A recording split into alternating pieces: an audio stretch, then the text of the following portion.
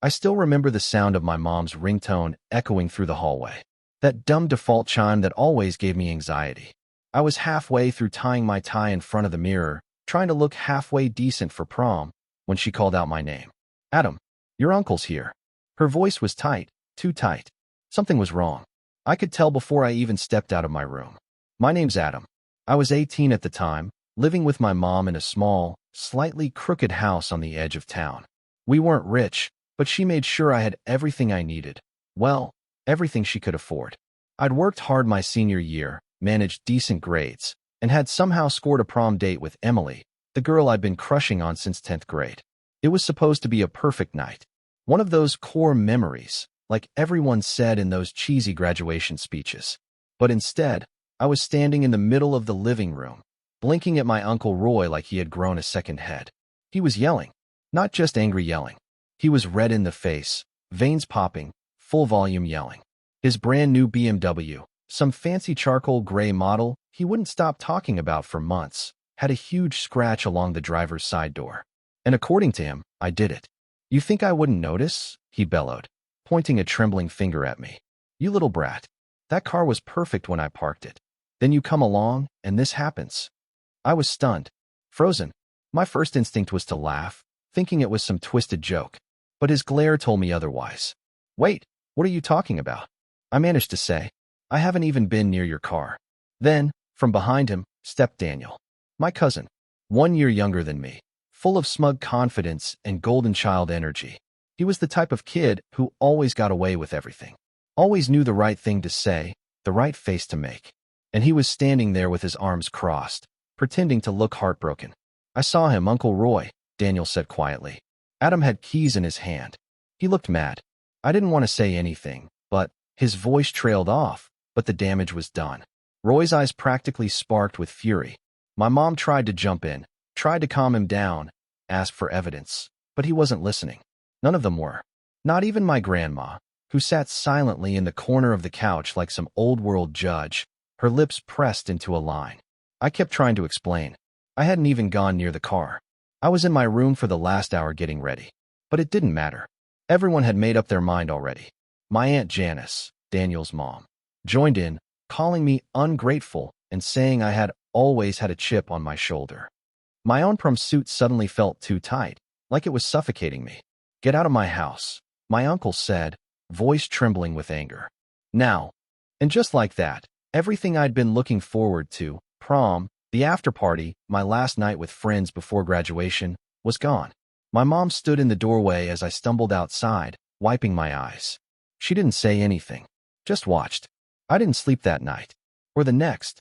Prom photos popped up all over social media, and I couldn't look at any of them. I didn't show up for graduation either. I told my mom I was sick, but really I just couldn't stand to see them all, my family, sitting there like nothing had happened. Like they hadn't accused me of something so ridiculous, so humiliating, and never once even asked if it was true. But what hurt the most, what really stuck with me, was Daniel. The way he looked at me when I walked out. That tiny smirk tugging at the corner of his mouth. It wasn't just a lie. It was planned. And everyone bought it. It was weeks later, maybe a full month, when I saw him again. The family cookout. It was supposed to be a celebration for my cousin Ava's birthday. Hot dogs, lawn chairs, the usual stuff. I didn't even want to go, but my mom insisted. Said it was time to move on. So I went, quietly, hoping to stay in the background. But of course, Daniel found me. He always did. You look better without that suit anyway, he said with a grin, brushing past me with a soda in his hand. I froze. The way he said it, it wasn't casual. It was mocking. Intentional. I stood there for a minute, watching him laugh with his dad near the grill, like nothing ever happened. And then, right as Uncle Roy took a sip of his beer, Daniel said it. Loud enough for a few people nearby to hear, including me. Man, I can't believe they all bought it. Framing Adam was way too easy. That grin again. That arrogant, careless, stupid grin. But this time, Uncle Roy didn't laugh. He paused, turned, and slowly, without a word, walked over to the garage where his tools and car supplies were kept. I followed his eyes as he disappeared inside. A minute passed. Then two. The party kept going. People were laughing, kids were running around, but my stomach twisted in knots. When Uncle Roy came back out, He wasn't holding beer or charcoal or anything like that. He was holding something small, rectangular, and black. His dashcam. And for the first time in weeks, Daniel stopped smiling. I wish I could say the moment Daniel got caught was quick, loud, and satisfying. That there was instant justice. That the whole family gasped, turned on him, and apologized to me right there in the backyard while Uncle Roy played the footage like a scene out of some courtroom drama. But real life doesn't work like that. It's slower, stickier, more awkward. And sometimes, even when the truth is dangling right in front of people's faces, they squint at it, pretend they don't see it, or worse, they try to explain it away. When Uncle Roy walked out holding that dash cam, the shift in the air was subtle, but I felt it like a punch to the ribs. His eyes weren't angry like before. They weren't even confused. They were focused, like something had finally clicked. He didn't say a word, just tapped the camera against his palm a couple of times and looked over at Daniel, who had gone from smirking idiot to pale statue in about 5 seconds. Funny thing, Roy said, voice low but carrying across the lawn. I never checked the footage from that day. Figured it wasn't worth it. His eyes didn't leave Daniel. But you saying that just now? Well, now I'm curious. The grill sizzled behind him. Someone turned down the Bluetooth speaker playing 80s rock, and I swear even the kids stopped screaming for a second. Janice came over fast, fake laughing like this was all some kind of joke. Oh, come on, Roy. He's just kidding around. Boys tease each other. That's what cousins do. But Roy wasn't listening. He walked past her, nodding toward his laptop on the patio table. Let's find out. It took maybe 10 minutes to load the footage. I stood off to the side, trying not to get my hopes up. I didn't want to believe justice was coming. I'd been let down too many times by this family. And yet, I couldn't tear my eyes away from that screen. Roy fast-forwarded through the static dashboard view, driveway, garage, trees swaying in the wind. Then, the moment. There it was. Clear as day. Daniel, walking up to the car with a set of keys in his hand. Pausing, looking over his shoulder, and then dragging those keys along the driver's side door in one smooth, deliberate motion. He even had the nerve to smirk at the camera, not knowing it was angled just low enough to catch him. The footage stopped. Silence. No one spoke for a long time. Daniel opened his mouth first. That's not me. Even he didn't sound convinced. Janice stepped in, voice sharp. That could be anyone. The lighting's bad. You can't even see his face. Uncle Roy stared at her. You don't think I recognize my own son? Janice's face twitched. I'm saying it could be someone else. A friend. A neighbor's kid. Roy didn't say anything. He just stood up, took the dash cam, and walked back into the garage. He didn't yell. Didn't slam anything. Just shut the door behind him. That was the last anyone saw of him for the rest of the party. And here's where you might think the tide turned in my favor. That people apologized. That someone, anyone, said, sorry, Adam. We were wrong. But nope, that didn't happen. Instead, everything just got worse. Daniel avoided me like the plague. Janice made herself the victim, telling everyone that Roy was overreacting and emotionally unstable ever since he turned 40. And my grandma, sweet, quiet, all-seeing grandma, looked at me with a kind of uncomfortable sadness, like I was now a source of shame for having been right. That was the real kicker. It's not that they believed I was guilty anymore. It's that they didn't want to admit they were wrong. Worse, they wanted me to move on. Let it go. Don't let one thing ruin your relationship with the family, Grandma said one afternoon while I helped her water the garden. It's just a scratch on a car, Adam. I wanted to scream. It wasn't about the car. It was about everything. Daniel lied. He ruined one of the most important nights of my life. He humiliated me in front of the whole family.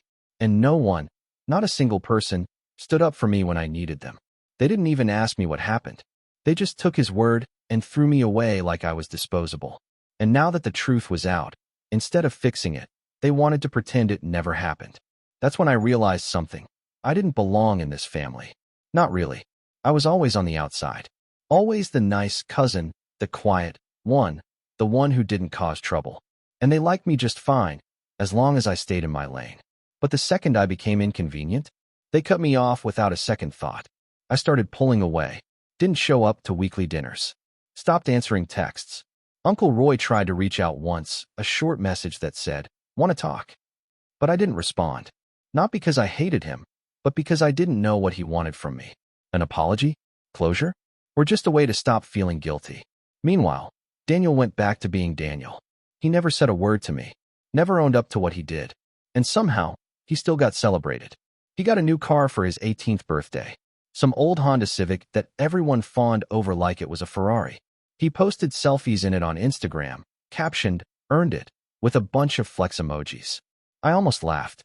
Almost. But that laugh died quickly when I saw what happened next. One afternoon, I was scrolling through social media, half distracted, when I noticed Daniel's latest post. It was a group photo, him and a bunch of his friends at a beach bonfire. But what caught my attention wasn't the photo. It was the caption. "Glad Adam didn't make it. Don't need any drama this time." My chest tightened. I checked the comments. Two of his friends laughed it off with emojis. Someone else replied, "Dude, you're still milking that? Let it go LOL." But one comment stood out. His girlfriend, some girl named Riley I'd never met, wrote, "Wait, he's the cousin you framed?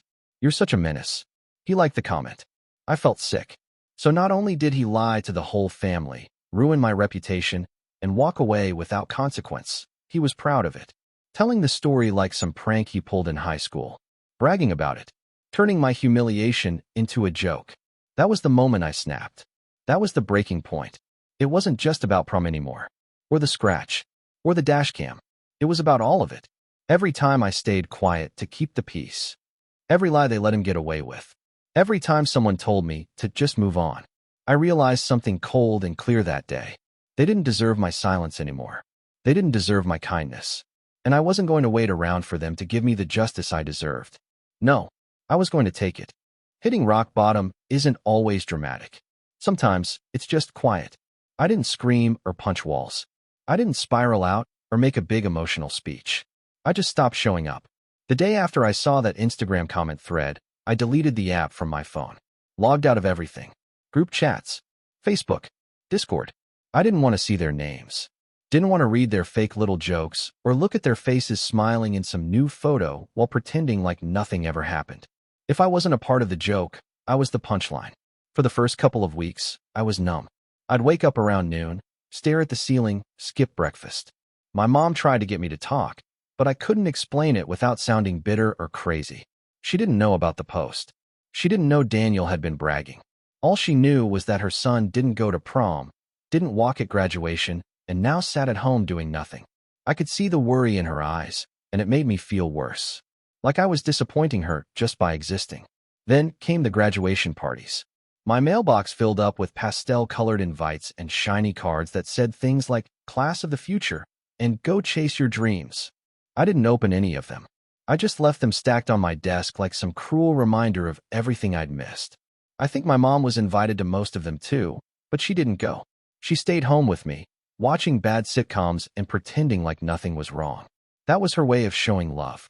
I didn't apply to any colleges that summer. I had planned to, originally. Thought maybe I'd go for computer science or graphic design, but after everything with the family, I just couldn't bring myself to think that far ahead. The idea of being surrounded by people, of trying to start over, felt exhausting. So I let the deadline pass. My mom didn't push. I think she could tell I wasn't ready. But even in the middle of all that quiet, the world kept spinning. Bills came in. The fridge got empty. And eventually, my mom sat me down with a look that said, "We need to talk," without her having to say it. "I know you've been through a lot," she said gently. "But it's time to start thinking about next steps." I nodded. I didn't argue. I knew she was right. That night, I sat at my computer for the first time in weeks. Not for social media, but for job listings. I wasn't picky. I wasn't proud. I just needed something, anything, that would pull me out of the fog. After a couple hours of scrolling, I found a local print shop looking for a part-time assistant. Mostly helping with orders, sorting designs, prepping files. It paid minimum wage, but I didn't care. I sent in my resume, crossed my fingers, and hoped someone would take a chance on me. They did. A week later, I had my first shift.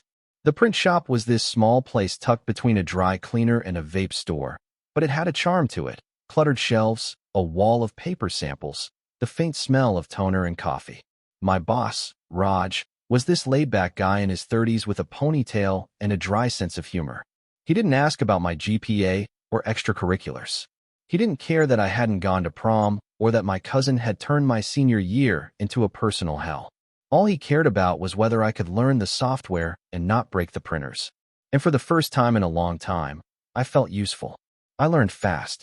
Photoshop, Illustrator, print calibration. By my third week, I was designing flyers and tweaking logos. Raj started trusting me with more complicated projects, custom wedding invitations, business cards, even a school's yearbook layout. And with every task, I felt a little stronger. Like maybe I wasn't broken after all. I saved every paycheck. I didn't go out. Didn't spend a dime unless I had to. My friends from school slowly stopped texting, and honestly, I didn't mind. I needed space. I needed to rebuild from the inside out, brick by brick. And somewhere in the middle of all that rebuilding, I found something surprising. I was actually good at this. Design, layouts, fonts, branding. I started staying late after shifts, working on mock-up projects just for fun. Raj noticed. He offered to let me use the backroom computer after hours if I wanted to build a portfolio. "You've got an eye for detail," he said. That's rare. It was the first real compliment I'd gotten in months, and it meant more than I could admit. By winter, I had clients. Small ones, local businesses, Etsy sellers, a couple of school clubs, but they paid. Not much, but enough. I made a little website, built a brand name, even printed my own business cards through the shop. Raj let me use his equipment on weekends if I covered the material costs. My mom cried when I handed her one of my cards. Adam Harper, freelance designer. It didn't feel like much, but to her, and to me, it was proof that I was still standing, still rising.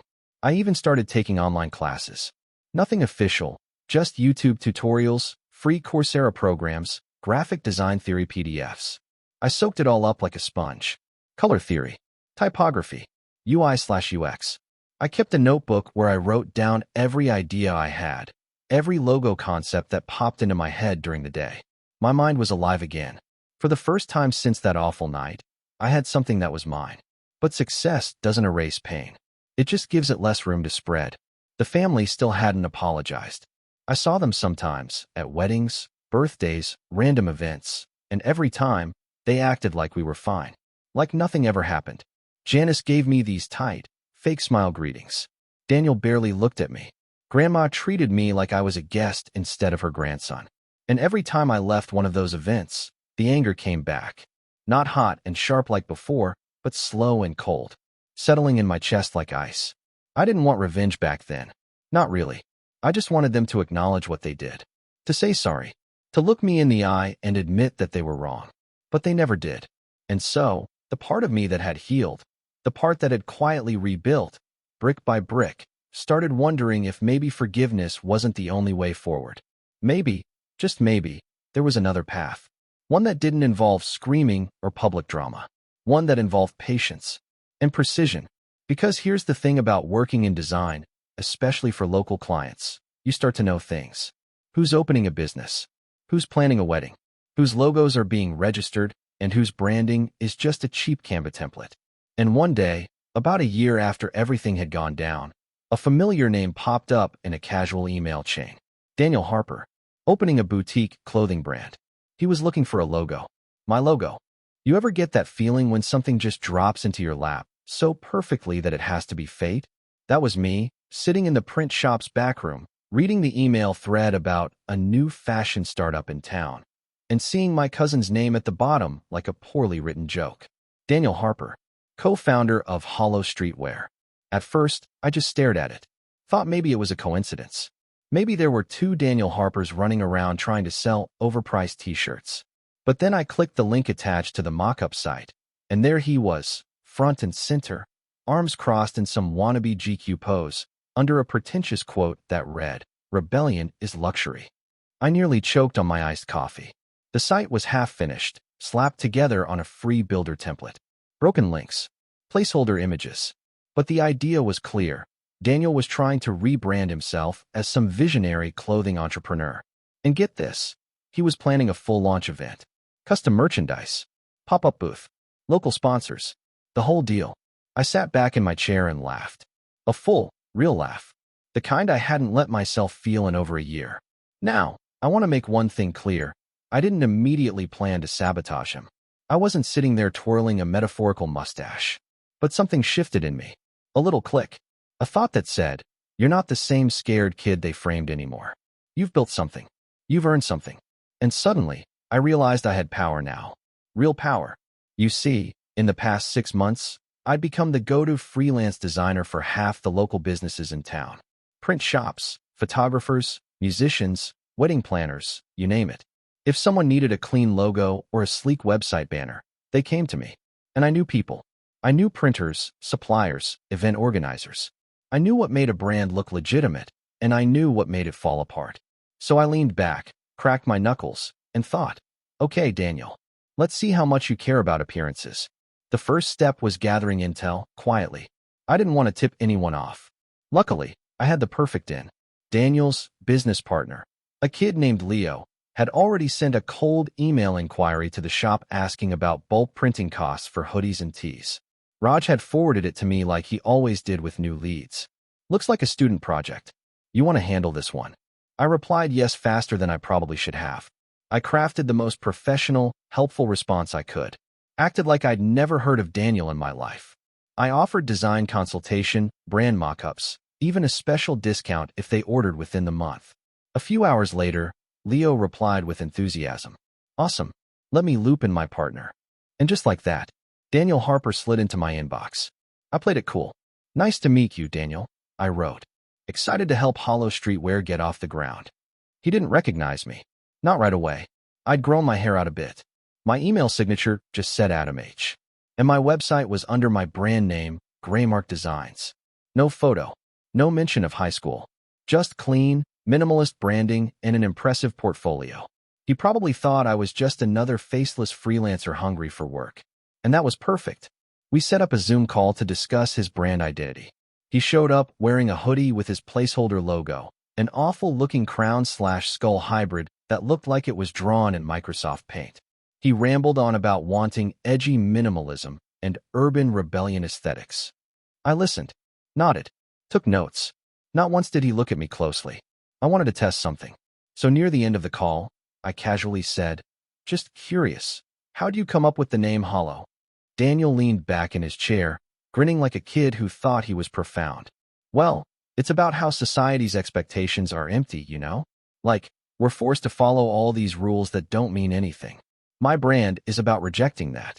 Being unapologetically yourself. I had to mute myself for a second to keep from laughing. Unapologetically yourself, huh? Like lying to your whole family and framing your cousin? After the call, I got to work. I sent him a batch of logo options. Clean, sharp, modern looking.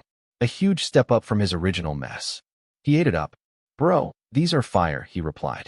You killed it. I told him I could help with apparel mock-ups and even build the full website. Let's get you launch ready, I said. But we'll need to move fast if you're planning that pop-up event. He was all in. Over the next couple of weeks, I became his right hand. He trusted me, sent me his plans, the sponsorship list, the vendor contacts, even the guest list for the launch event. He was hosting it at a local event space, The Junction, a renovated warehouse downtown used for pop-up markets and private parties. I'd done flyers for a charity event there a month prior, so I already knew the staff. More importantly, I knew the event manager, Mel. She liked me. I'd helped her fix a last-minute banner printing mistake once, and she remembered.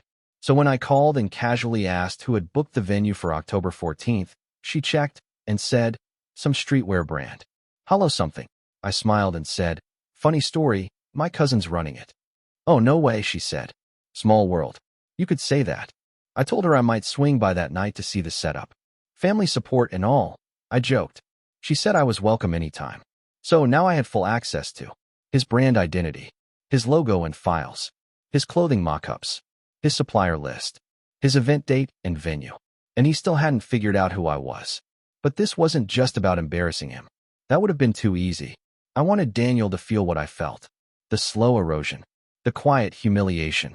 I wanted him to watch everything almost fall into place and then slip right through his fingers. So I started setting the pieces. Piece 1, brand sabotage. I created 3 alternate versions of Daniel's new logo.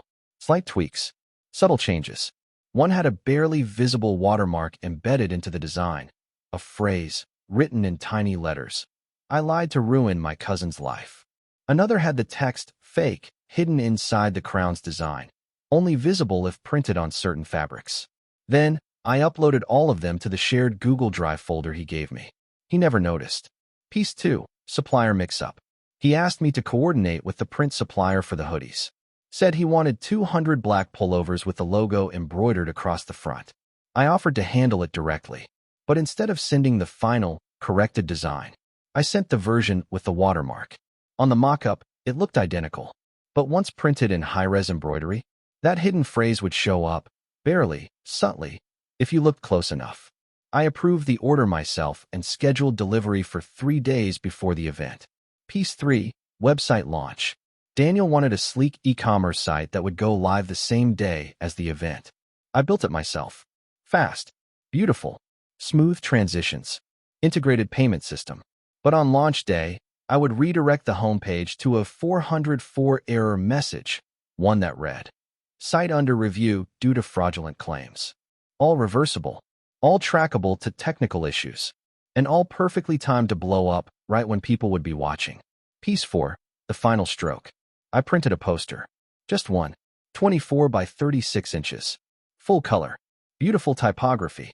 At the top, it read, "Some people build brands. Others build lies." Below it was a QR code.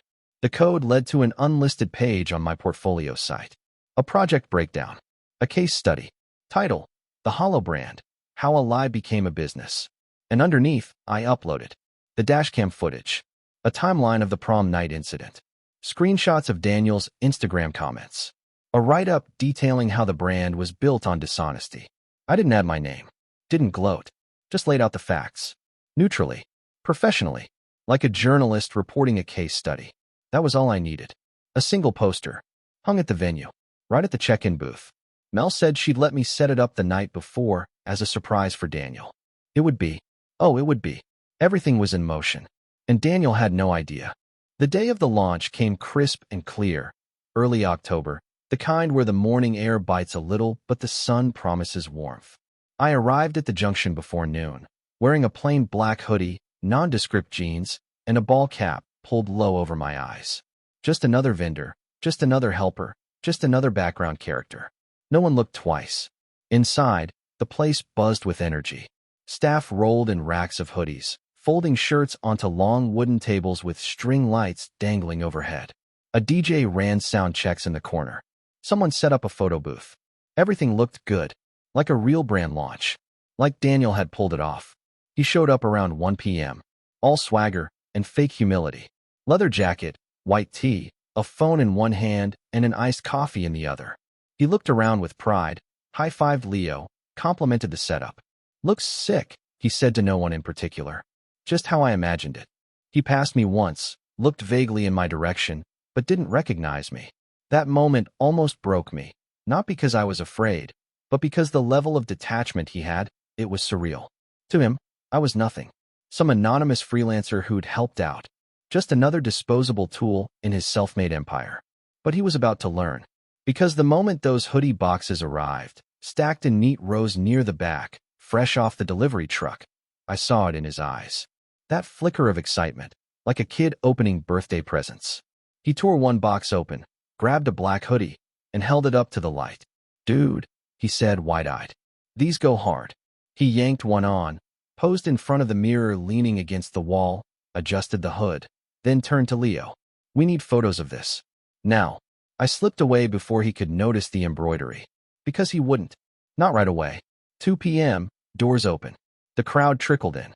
Friends, family, classmates, a couple of fashion bloggers, even one local news photographer. Daniel was in his element, shaking hands, posing for pictures, giving vague motivational quotes like, "It's not just clothing, it's a movement." I watched him play the role like he was born for it. Meanwhile, the poster I had placed at the entrance hung silently beside the check-in booth. People didn't notice it at first, but all it takes is one person.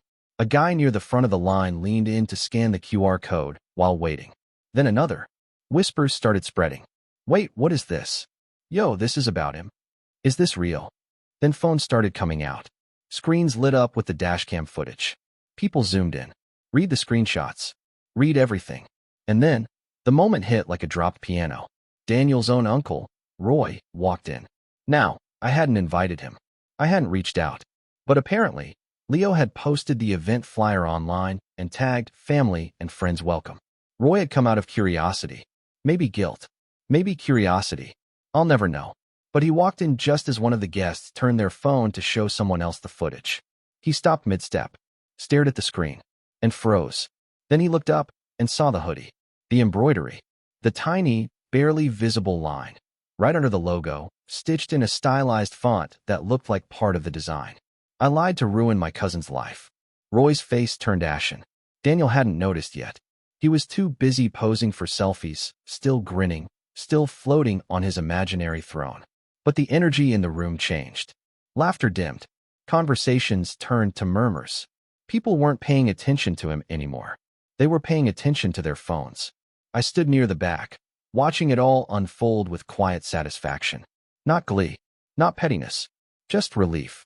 Like exhaling after holding your breath for a year. And then came the moment I'd waited for.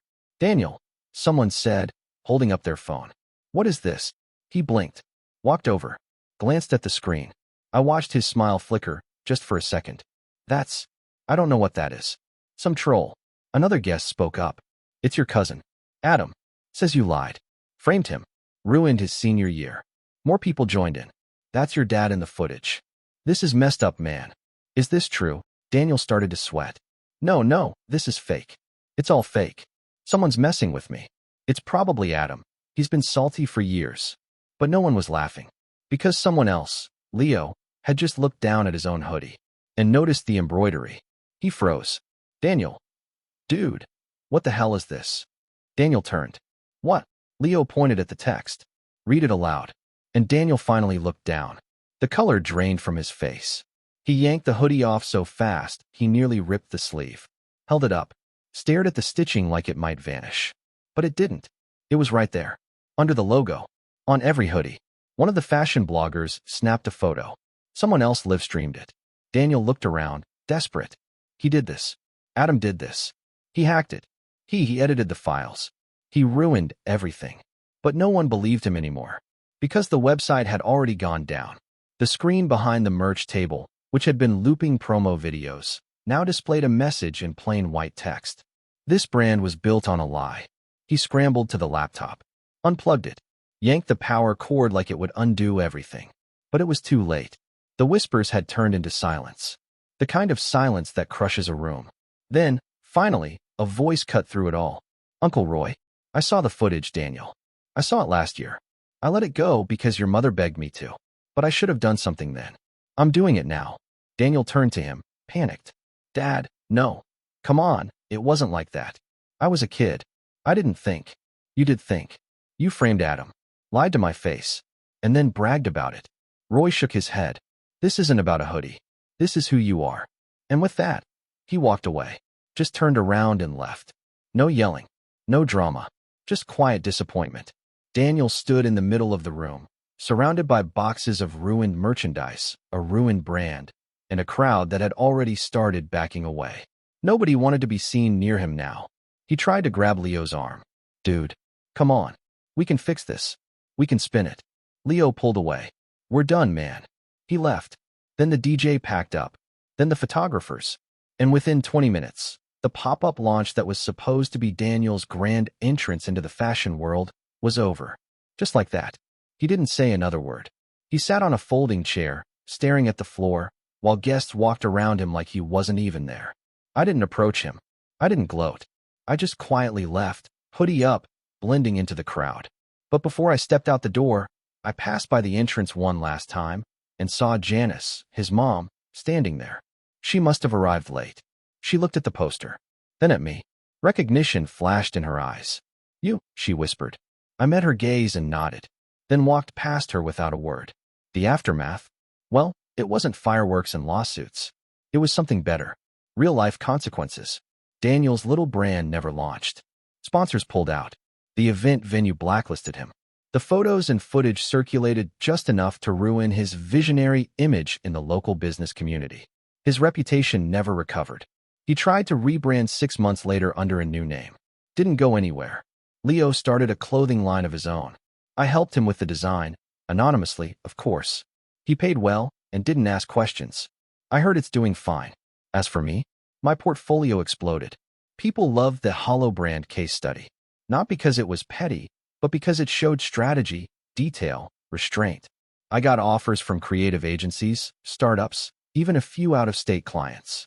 Raj gave me a corner office in the shop and started calling me his secret weapon. I took a full-time contract with a media firm a few months later. Moved out. Got my own place. A clean space. White walls. Big desk. And on that desk sits one thing. A single black hoodie. Folded neatly. The embroidery barely visible unless you really look. I lied to ruin my cousin's life. Every time I see it, I remember that kid, 18 years old, standing outside his house in a prom suit, crying, with no one listening. I remember how alone he felt, how small, and I remember the moment he stopped waiting for justice and became it.